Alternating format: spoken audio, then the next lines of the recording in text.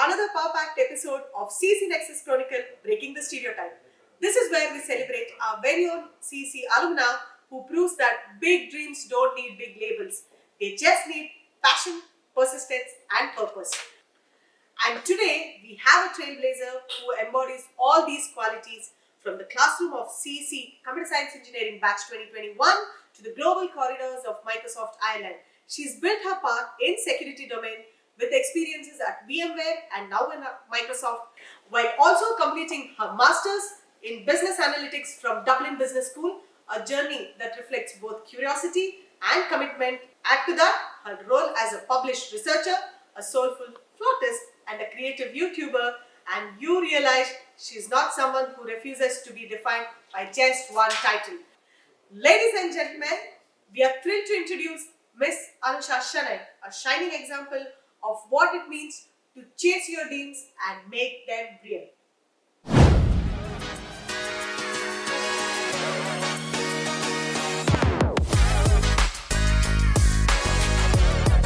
So we are so excited to have you with us today, Anusha. It's a joy and welcome back to CEC. There's something you want to tell the audience before we begin? Very good morning and thank you very much, Deepthi ma'am, and of course thanks to Nexus for inviting me. It feels absolutely amazing and it's very special to be back to CEC after 5 long years.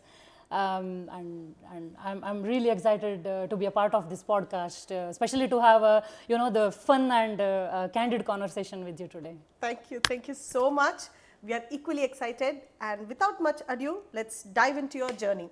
Right, the first question, which I'm sure it's not just mine, it's of everybody's, from CEC to Microsoft Ireland. So now, what was the journey like, and what was that turning point that made it all happen?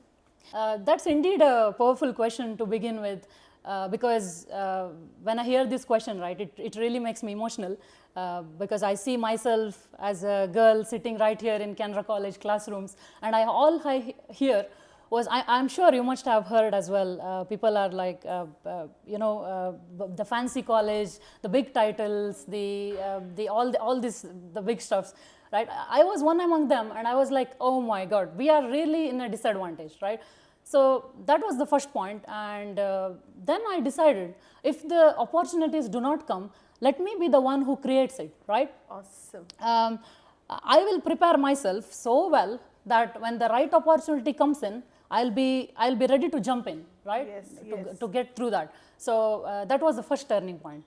And the second one is worth to mention. It is campus placement for VMware. It's the best thing that happened in Canara Engineering College, I could say. That was the one of the highest packages that showed up in the Canara. And it just did not even, it's not just the paychecks, right? The paychecks were lovely, but it also gave me the wing to fly. Like so the first job is always a launch pad. So that's the second turning point. And the third one is, I would say it's the most defining one, that's the one where I decided to fly abroad. Like, you know what, it feels very tempting to, when you get the money and from the first job, and you feel very comfortable there. Yes, like yes. Okay, the part of me was like, you get nice money, stay in India, right? You know what I mean? So and I was like, no, if I don't go now, there was, that's a dream indeed, but if I don't step in now, I will regret that forever. So that's the third turning point. So let's say like this, if I connect the dot of all these 3 turning points, right, it wasn't like a fancy moments or what do I say, like a beautiful moments, let's say, but it was all the pain points, the hard decisions, the confusions, the everything was messy. So that was that's all I can summarize. And for whoever watching this, students, I would really like to give a reminder that your turning point would show up when you stop doubting your self-worth and start taking action on it. So that's I hope I answered your question. Yeah, when you're telling all this, I was just going back in my mind to my turning points, and it's so true. It's not the beautiful moments, but it's the painful decisions that is pushing us out of our comfort zone Right. that brings the best outcome in our lives. Yes. Yeah. Children, underline, double. Okay. So now the next big question, like literally big question, I'm going to read it. Okay. So your leadership journey just didn't start abroad, right? Even in CEC, when you were a student here, you were a campus ambassador for Jumpware. Then taking initiative beyond classroom was one of your responsibilities. Later, you joined Dublin Business School, right? There also you stepped in again as a class representative, club committee leader, and went on to win the Student Success Award in Ireland. Now, how have these leadership roles shaped your confidence, and what do you think our students should develop in these leadership qualities alongside with confidence? That's a beautiful question there. What I would say is, I always see leadership, right, as not as a power or the title. It should always, it's as simple as you raise the hand alongside your, you mentioned academies, like alongside your academies. You just raise the hand and I'm like, okay, I'm ready to serve, be it organizing the fest or like be it a volunteer, or it's all the small steps. So that's the definition I would say. Like you mentioned, it be it Jumpware, or I've organized a few events there in the Canara. So all of the things started with, it might look small that time, right? It all started with the connecting with people, representing the people there, raising the voice and be a stand for all of them. And I have taken the same step, right, the same, we say carry forward while in Dublin as well. So right in Dublin Business School as well, I carry forward all of this, and if there is a thing about like, to speak about the class rep, right, that part of me was like, no, like stay back, let's not be like, you know, all the people there, we don't know anyone, everything is new.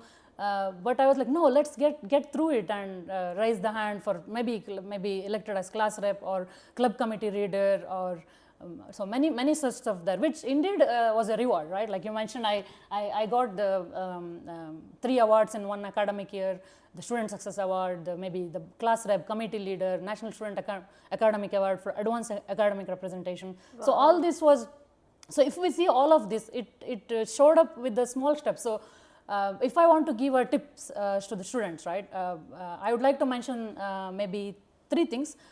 Start with very small, like we don't expect you to be a CEO of the company or you know what I mean, like, so start with the very small step, maybe like I mentioned, volunteering or scheduling some of the workshops and all those. Absolutely. And the second thing I would like to mention is be always a listener, a good listener in the leadership. So you have to listen to all the people more than you speak. So you should be the one representing all the voices there. So that's the one. And the third one is be very consistent. Show up every day, even if it is inconvenient to you. Just show up. That's it. So even if you feel like, oh no, I'm gonna be nervous and let's not, like, you know, let's miss the session and all that. So just show up, and you will get there. So those 3 points, and I would just like to conclude this by saying, you know, leadership is all about, it's less likely like a power, but like more likely as a service. So right. Yeah, I want to add 2 more things in your list. That Okay. is, you said all awesome things, but I think, children, to raise hand, you have to conquer your fear first. So just forget the fear and just do it. Yes. Just do it. Nothing's going to happen. This is a playground where you can experiment, and you make mistake and you learn from it. So Right. those are the 2 things, you know, conquer your fear, make mistake and learn from it. You can add to whatever Anusha said. So lovely. True. That's so true. So next, now we want to know, you worked in VMware, then you worked in K2 Strategic, and now you're in Microsoft. 3 very different environments. Right. If you had to sum up, what is the biggest lesson that you've taken away from each of these workspaces for yourself? All right. So for this question, right, I'm not sure if like I think it's worth to mention that I have also, like you mentioned, all the IT stuffs there, right? Like IT companies. I have also worked as a chef there, making fish and chips And I've also worked frying the chickens in KFC. I worked for KFC as well, and I did night shift for a fuel station. It was 12-hour overnight shift there. My God. Right. I know, right? It was all with the study. So when you go to the new city and then you study there, it's all new currency. So almost €1 is equal to 103 rupees now. So My Lord. so Yes, if we let's say you have to pay the rent while you're studying. If you keep getting money back from India, right, it's gonna be the pocket is gonna be empty, right? Yeah. So you will have to manage. So that's one of the thing I would like to say. When you are studying abroad, you will have to manage many of these things, right? You're gonna cook yourself. You do part-time jobs. You do studying. Yes, absolutely. Which is why you went there. I was like in the like you mentioned, the learnings from all of this. Right after the studies, I used to finish the class, then go to the petrol station, work there for overnight, and then wake up, come attend the school next day. And then you see me frying the chicken in the evening. So My God, yes. How did you manage all of that? I mean, did you sleep? I hardly slept many days. It's been Crazy. Yes, crazy busy, but it's all worth it, right? Yeah, So yeah. You look back, you are so proud of Yes, yourself for doing I all am. of those tough decisions. But they were all different roles, right? In Right. IT, coming back to IT, they were different roles. Right. So what did you take away from each company when you exited from the company? Yes, so if we combine all of these roles, it was not only IT, like you said, it was maybe chef or all of these things. The key takeaway is all of the skills that I've learned in all these places has combined as a fundamental, right? You be it the patience while you serve the customers, while you make the burgers, and people are like, okay, They're in a hurry. Yes. So the patience there, or maybe the stamina. You stand up like for the night shift. You have to have the stamina in the fuel station, or maybe the problem solving right in front of the computer. So they all are completely different, right? So they all combine together and makes a person. It's not only about IT where you code and get the results. So patience is important, problem solving or stamina and Lot of small things. So it's really, ma'am, it's a combination of all the places. It's a learnings. It might be a very difficult there back, when I was working and all that, but all together is very beautiful, and it's all lessons, learnings, and efforts. That has created the Anusha who's sitting here. That's right. It's so proud. Thank you so much. So now we often imagine working at Microsoft is actually a dream job for several, right? Now, but on a day-to-day level, we really want to understand you work as a security engineer, right? Now, that was the catch for me, a security engineer. You will tell us more in the course of the podcast. But now, could you just take us through saying what parts you enjoy and what part is challenging for you in Microsoft on a daily basis as security engineer? Okay, so this is my favorite question because it's a dream for everyone indeed. Many of the people there who wants to work for Microsoft, it's a dream indeed. I was there as well, right? So I would like to give I work as a physical security engineer. I work for data centers. So to go in the layman terms, because when we say physical security engineer, everyone will like, oh, what's exactly the role look like? Correct. So to go in a layman terms, so we all use Microsoft suites, right? Like maybe Microsoft PowerPoint, Word, Yes. OneDrive, maybe like Teams, or we play games, Xbox, everything. So all the data resides in the cloud. This is nothing but the cloud is all the data there. It is stored in the huge data centers all across the world, spread across the world. So data centers are nothing but it's a home to the data, right? As simple as that. And security is very important. Like so that's where I come into picture. It's a physical security engineer is nothing but we secure that data, make sure no one is going to enter unauthorized entry, right? Like no one is going to enter or. It's like guarding your home. Yes, exactly. So it's like guarding the home, and without security, it's like a car without brake. So it's very fun to ride, but you need to stop until you yeah, exactly. So all this data and to mention one thing I really love about this job. Is when every morning there, when I drive across the data center, I see the big buildings really secure, huge buildings, and I feel that it's not only just job. I'm keeping millions of the users safe there. Yeah, right? Yes. Safety is very important. You might have. And you're so proud Yes, that I their am data very is proud. safe. Yes. And because they trust you and they throw out all the data out there in the web, which is dark as well. So you're keeping them safe. So that's nice. Exactly. You're like a police. Yes. That's nice. That's nice. Now, coming to, you spoke about physical security. Now coming to cybersecurity. Right. Now cybersecurity isn't just a buzzword anymore, right? It's shaping the future of every industry we can think of right now. So now from your perspective, what's that one trend or challenge in security right now that excites you the most and why? So yeah, you are absolutely right, right there, because cybersecurity isn't just a buzzword. It's there everywhere. Right up when we wake up, like maybe we see the phone, or maybe the apps we use, the places we go, and everywhere is a security. So it's a and when, like you mentioned, the one thing that I really like about the trend is the zero trust networks.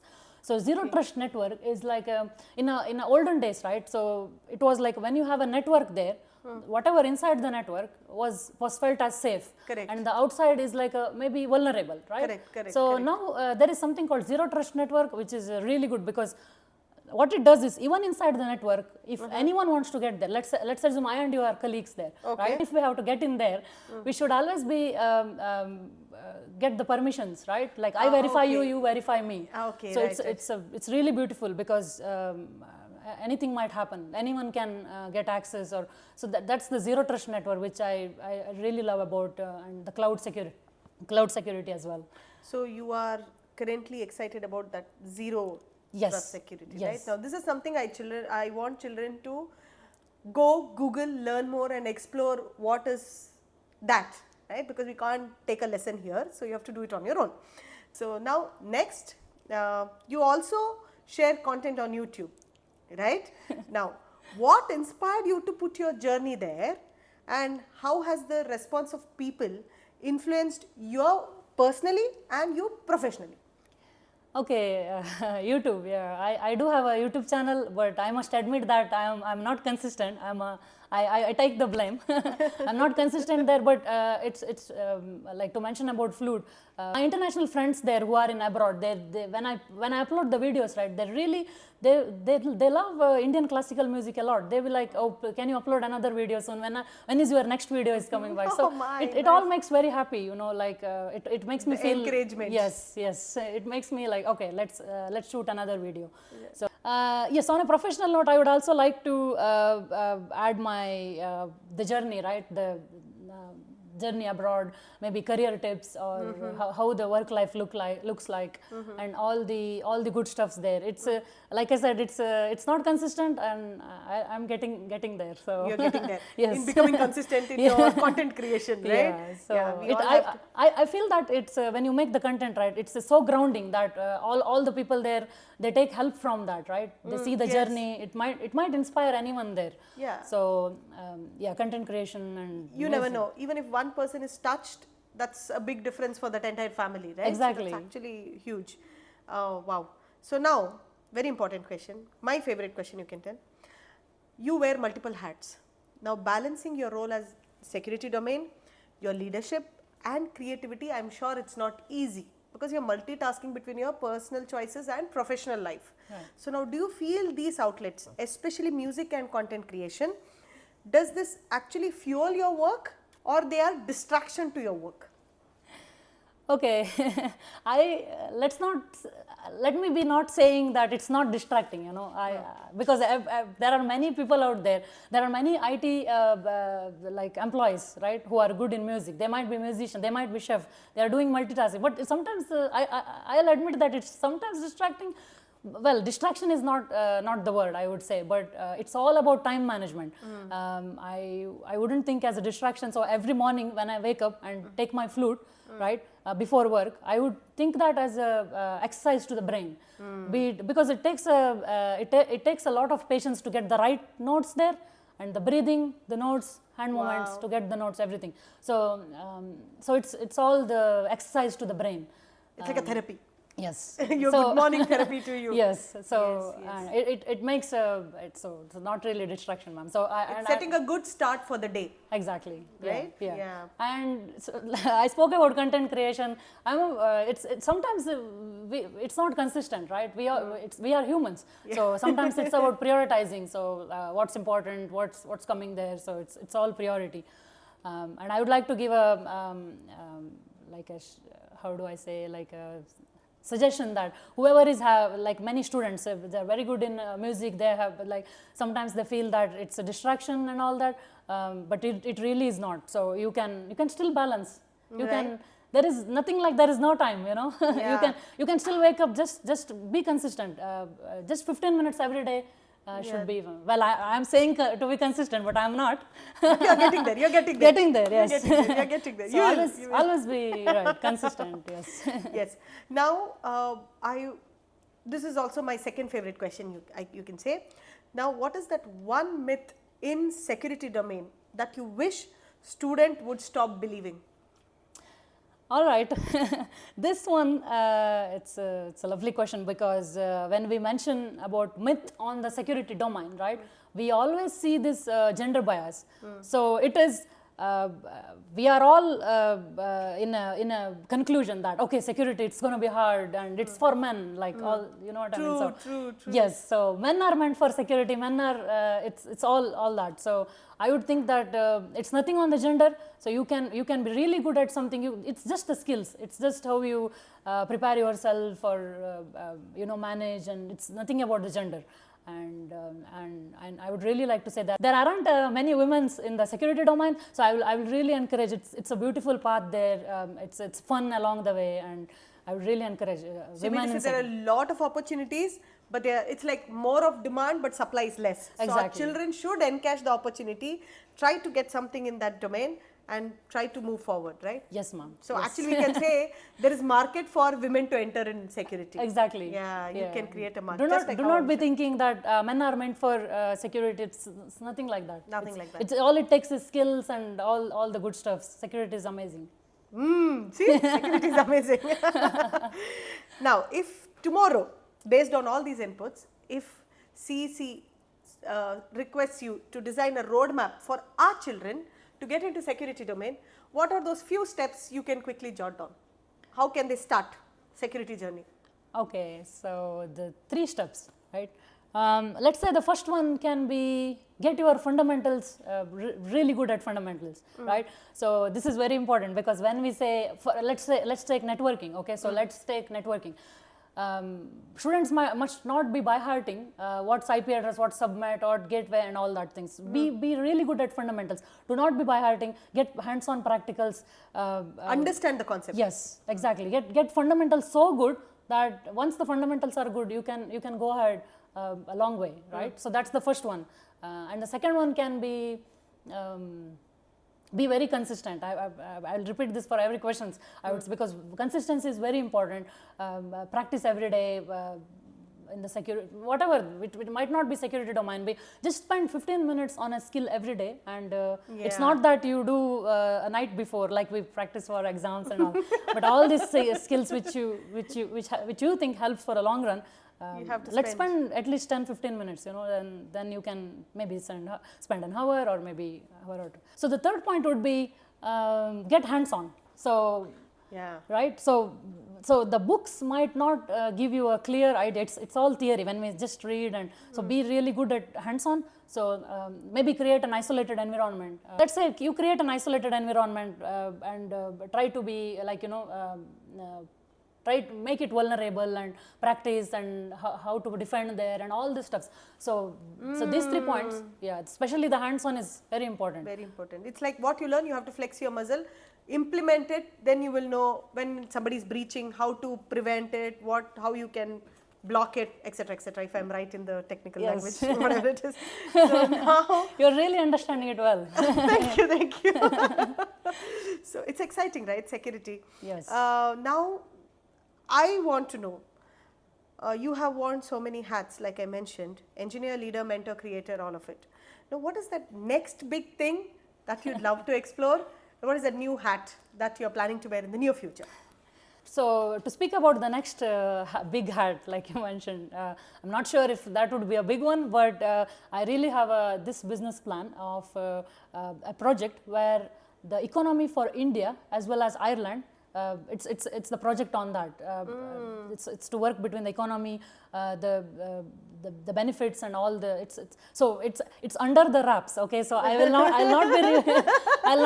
not be revealing all of this. Maybe I might come next time to speak about it. Yes, I will definitely. I would love to have you again. So that's the plan, but it's on progress and it's under the wraps. It's huge. That means it's big hat because it's between the two nations, and it's going to benefit both the citizens in the long run. What I always think is when you go outside like other countries, right?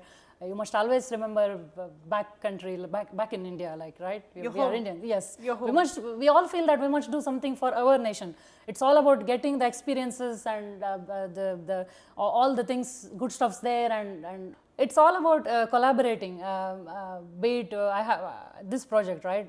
Be it collaborating with my African friend, or like I have Irish colleague there. So it's so we all learn from all of them. The cultural difference, the skills and everything, and it feels like we have to do something for our nation. So that's really nice. Yeah, like I mentioned, it's not gonna speak more about that. Yeah, we're just prompting you to speak more, but yeah, I understand. Some things are better left untold until the time, right? And the big reveal. And we'll be waiting for that big reveal. Knowing you, it will be something with security, and it's going to make everybody feel safe in India. I really wish. Yes. Now with that, we've come to the conclusion of our podcast. But we have one chotu exciting segment. It's called as One Line Memory Lane. Okay. I'll tell one line, and whatever comes to you from your, your storage, you have to pull back and reply me in one line. So it's your memory from CEC. Okay. Yeah, this everybody will be excited because we want to know some gossips and some stupid things and some exciting things and some scoldings or whatever you've got. Okay. Yes, I'm excited as well. So the first one is your first job interview memory, be it funny or awkward. Okay, so one line. It was very funny because it was COVID time, where the top was like, it was all the virtual interviews. Top was the formal and the bottom was just the shorts. Just shorts. And what happened was, if I can elaborate a little bit, like the camera was on and the interviewer was I had a problem for Wi-Fi. I had to stand up, get the LAN connection done. So when I wake up, like get up, right? And the camera was on. And I remember the lady. She was like, and we had an eye contact. I'm like, it's okay. At least that makes you comfortable. So I will never forget that. Imagine that was the first interview. Of course, it's common to be nervous, and I get up and be like, oh. You're only half dressed. Yes. Really lovely. Yeah, good one. So the second question: the funniest group project disaster you were part of. Okay, so this one is so there was a submission deadline, and this is not really my group project, but a few of the group projects, they did not, they were asking for help, like, Anusha, this is not working, CSS, maybe front end not working and all that. So it was really last moment, so it's indeed a disaster, because all I did was, there were 5 groups and the deadline is near. So I just pulled the project from GitHub. Not recommending any students to do that. Please work on yourself. It was last moment, and I just pulled up and changed the fonts, changed the CSS, maybe change, like we have the famous attendance management system. It's everywhere. So just change the fonts and everything. So I gave them. So it's indeed a disaster. Everyone passed. Everyone got good grades, and I'm proud of that. But not me doing that. Jugada. Yes.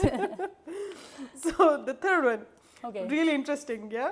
So how many times did you submit assignments at 11:59 p.m.? That means just last moment. Okay.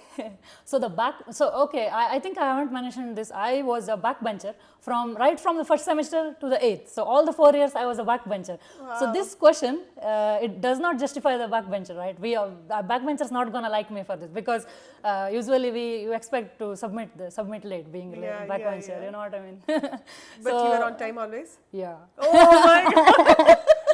I was always on time. So in fact, I used to submit a day before. So Wow. when it comes to submissions and all that, I'm like, okay. You don't want to It's stress. like I think I managed all the fun and responsibility sometimes. Yeah, So, very well. And that's why you could spend that one day fixing the jugaad for your Exactly. friends. So I'll complete mine first, And then you jugaad for yes. them. That's lovely. That's lovely. Now, your first day memory of the college. Okay. So the first day memory hits me very hard because it's a very beautiful memory because on the very first day I was very nervous. I was with mom for admission and I was thinking, who do I make friends here and how do I connect and who will be my roommate, right? So that's very important, who you stay with and all that. Yes. So then suddenly all of a sudden a fellow student followed us, like I and mom, like we finished everything, we were going back and fellow student followed us and she was like, can we be roommates and we can plan to stay together, maybe hostel or PG and everything. Wow. Yeah, and trust me, we stayed together for 4 years continuously on right while I was studying here, and even after I finished studies and got job, we stayed together in Bangalore again. Wow. So it was we stayed almost like 7-8 years Together. So, You made a friend for life. Yes, no? how beautiful. And it's like you're thinking and God sent somebody for you. Yes, exactly. So it's a very beautiful. You made a good friend Yes, that day. That's lovely. That's lovely. Now, the most unforgettable college trip or fest you've had? Most unforgettable one, like I mentioned, I was a backbencher. We had the two backbench friends. We had a WhatsApp group called Backbench Makkalu. So I remember one day bunking the class, and we all went on a road trip. It was all of a sudden. We bunked the class. We went to Devaramane. So we booked a go-car, and we all it was wonderful, like bunking the class and backbencher and going there. The feel itself was Yes. so good, right? And I had very less attendance. I was one of the most attendance shortage, right? Oh, Yeah. wow. So You so bunked so much. Can't believe bunking so much you've landed up in Microsoft. I know, Miracles right? do happen. Miracles do happen. yeah. So yeah. But when we look back, it's a beautiful memory. So it's not only the front bench and we'll be the nerd, but You that learned comes lot first. through experience. Yes. That made the difference, right? That's awesome. So now the project you only completed the night before review. Is this even valid for you since you've completed everything before the deadline? Okay, I can mention this one, that what happened was project was finished, but I think report was pending. And we all 4 people in the group was Konkanis, right? So what I did was so everyone submitted there. So he gave me his part and everyone. So I mentioned the comment there, Mankada change kari, like change this, and pissa, like all that, like sama barrai, bold kari, like all that in the Comments. Yeah, and the next day they left that as it is. Like it was very funny to read while so they While corrected. compiling everything, Yes. in the report you could actually see your See comments. that. It was all formatted. They did correct everything. It was first class product. Like report was good, and I see everything written there. Your comments are there. Yeah, mankad pissa, all that. So that was last minute. That's so nice. So, exam hall. Ask friends silently or stare at the ceiling for answers. Okay, this one. I got so many scoldings, so much for showing the answers and like, Anusha, hige ಮಾಡಿ ತೋರ್ಸ, like many, it was like, I was one among the students who, like, because You were the source of inspiration. before we entered the exam, I was like, Anusha, just like this, only one question, just one. I was happy, it feels help, very nice. happy to Yeah, help. I'm not saying only I showed. I did take help from few other people, but very less. But showed the answers is a bit more. More. Yeah, so it's all fun. More give, less take. So, FES, free food coupon or free t-shirts? I am a goodie person, so I would take a free T-shirt.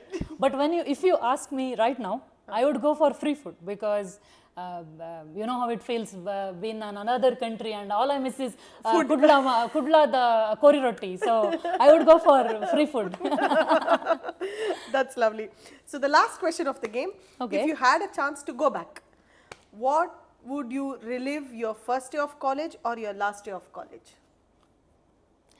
I think I would choose last day of college because the first day always like it was a beginning like a nervous and do not know, and last day was full of memory, emotions and connections, the friends we have made for life, and lovely lecture and all of that, right? It's came up as a package. So I would choose the last day, and maybe if I can change that, I would hug my friends more tighter, spend more time with them. So because I realize the value right now once it's It's done. yes. Right?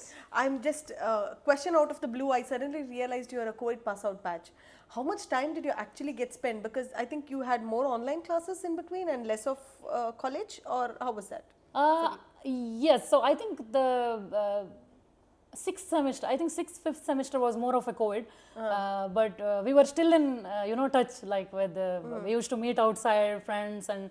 That's all. But then Shouldn't be finally, saying that. Shouldn't be going out for while it's in COVID. but then final year you were in college again. Yes, but I always think COVID.